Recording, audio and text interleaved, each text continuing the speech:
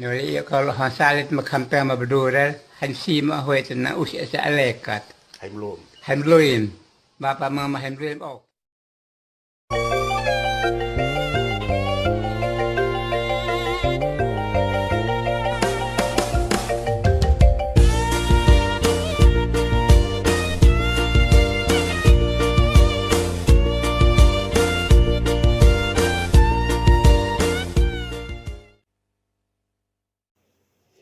Apakah orang Katolik menyembah patung?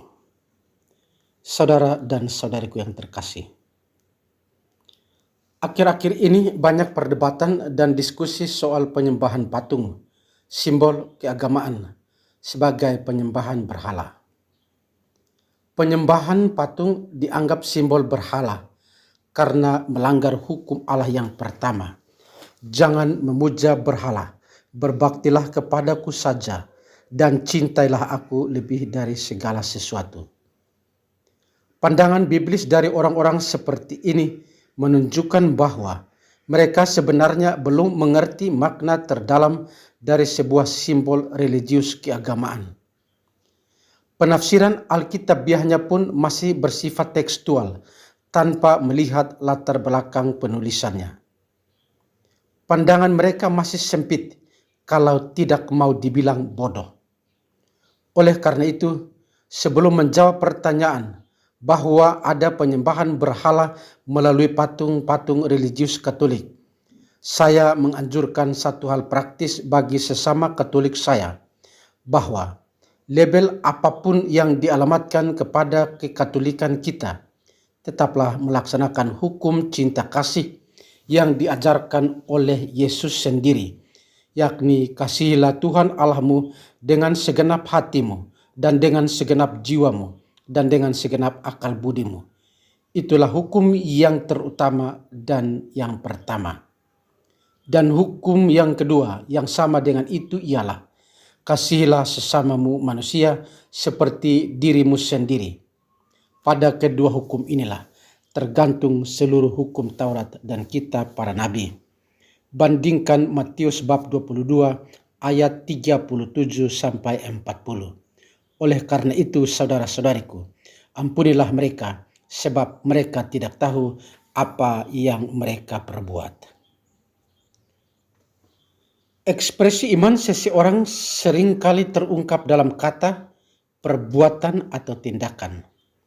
Allah yang diimani dan yang tak kelihatan diekspresikan dengan iman, kata, tindakan, dan perbuatan.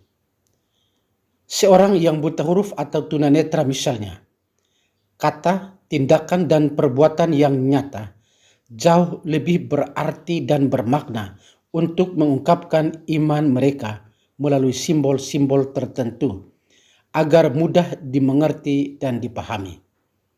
Simbol-simbol ini pun bukan dihormati, tetapi sebagai sarana beriman bagi setiap orang yang percaya, agar imannya lebih mudah dimengerti dan dipahami.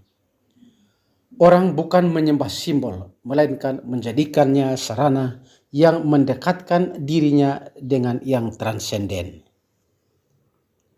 Untuk menjawab pendapat mereka yang mengatakan bahwa Gereja Katolik menyembah patung-patung, mari kita memahami dan mengerti apa fungsi simbol itu sendiri. Perlu diketahui bahwa simbol itu berfungsi sebagai jembatan yang menjembatani masa kini dan masa lampau. Disinilah terungkap sebuah realitas kehidupan, yakni Kristus yang menyelamatkan. Oleh karena fungsi simbol itu sebagai jembatan yang menjembatani masa kini dan masa lalu, maka simbol merupakan salah satu bentuk komunikasi antara Allah yang menyelamatkan dan manusia, agar manusia lebih memahami dan mengerti arti keselamatan itu sendiri yang dirayakan dalam kebersamaan sebagai perayaan kehidupan. Saudara dan saudariku yang terkasih, saya tidak mau berteori banyak. Saya mencoba menjawab pertanyaan mereka yang mengatakan bahwa Gereja Katolik menyembah berhala, menyembah patung-patung kayu, patung-patung batu yang tidak jauh lebih dari sekedar aksesoris seni hiasan. Jawaban praktis saya bertolak dari fungsi simbol yang saya jelaskan di atas. Pertama, simbol merah putih bendera Republik Indonesia. Merah berarti berani dan putih berarti suci. Keberanian dan kesucian yang disimbolkan dengan warna merah putih ini adalah simbol kewibawaan dan perjuangan seluruh masyarakat Indonesia dalam merebut kemerdekaan Republik Indonesia. Saya sebagai orang Indonesia merasa bangga dan menjadi berarti karena memiliki bendera merah putih. Oleh karena itu, setiap kali saya mengikuti upacara bendera, saya menghormati bendera merah putih dalam terang keyakinan ini. Bendera merah putih menjadi sarana bagi saya untuk melihat betapa besar perjuangan para leluhur bangsa dalam perjuangan kemerdekaan Republik Indonesia. Kedua, foto. Ketika sepasang pemuda dan pemudi yang sedang jatuh cinta, foto yang dilihat sebagai sarana untuk mengungkapkan kerinduan hatinya akan sang kekasih yang ia cintai. Dengan melihat foto sang kekasih, ia tidak bisa dianggap tidak mencintai kekasihnya yang sedang berada di jauh sana. Foto semakin mendekatkan dia dengan sang kekasih hatinya.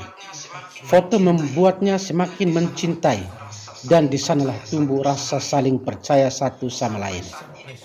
Sampai saat ini pun, ketika saya melihat foto almarhum bapak saya, apakah saya menyembah foto dan tidak menghormati almarhum bapak saya?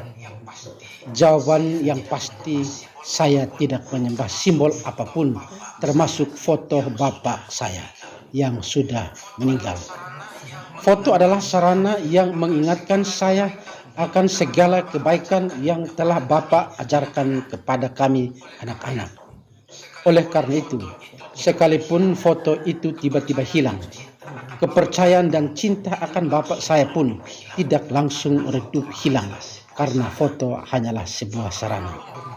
Foto almarhum bapak saya tidak disembah, tetapi hanyalah simbol yang mengungkapkan dan yang menghubungkan saya saat ini dengan masa lalu bapak saya yang penuh dengan pelbagai kenangan-kenangan indah. Sekalipun foto bapak saya hilang dan dirobek-robek pun, saya tetap yakin akan segala kebaikan dan keluhuran bapak saya selama ia hidup di dunia ini. Akhirnya kepada saudara-saudari saya seiman Katolik, marilah kita tebarkan kasih. Semakin iman kita ditantang, semakin kita kuat beriman dan membuktikan kasih dengan mencintai semua orang, termasuk mereka yang membenci kita, termasuk mereka yang menganggap kita menyembah patung. Semakin dibenci, semakin kuat kita mencintai. Ajaran inilah ajaran kasih Kristus yang perlu tertanam dalam setiap kita orang-orang Katolik sebagai anak-anak Kristus.